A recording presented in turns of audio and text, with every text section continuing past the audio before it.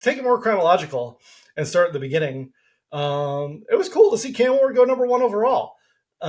He's at least in my eyes, he's probably the only one, and I guess according to NFL teams too, the only one that you're like, that's a starting quarterback in this league. There's a lot of other guys that are like, oh yeah, he could be a starting quarterback in this league, but Cam is the one where you're like, he is a starting quarterback in this league. So it was cool to see him go number 1 overall.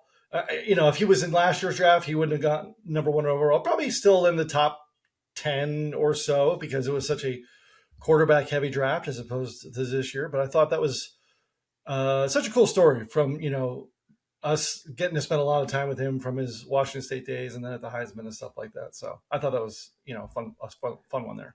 Yeah. It's interesting when you go top, like high level.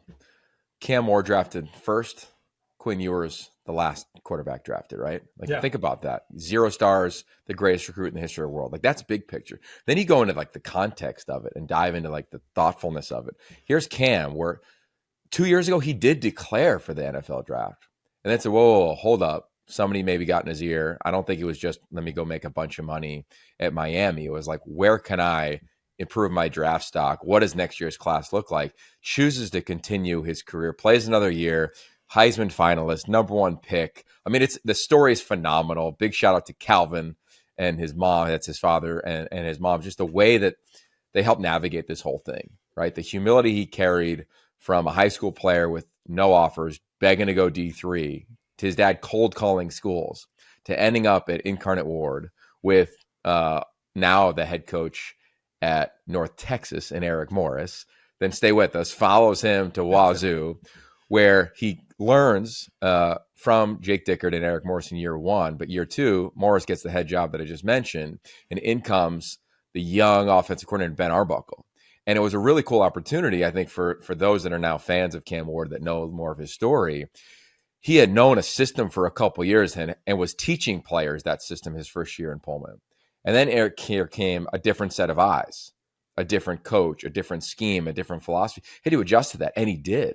It wasn't, I know everything, I'm the captain. It was like, let me grow my game. And what you saw was, I think his feed, his mechanics just continue to get cleaned up and tweaked.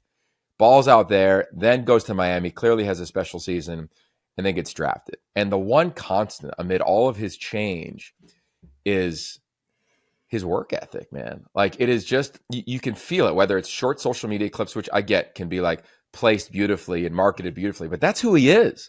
I've got to know him, I think, as well as probably a lot of analysts around the country, and the core of him and the foundation of him. And that hasn't changed.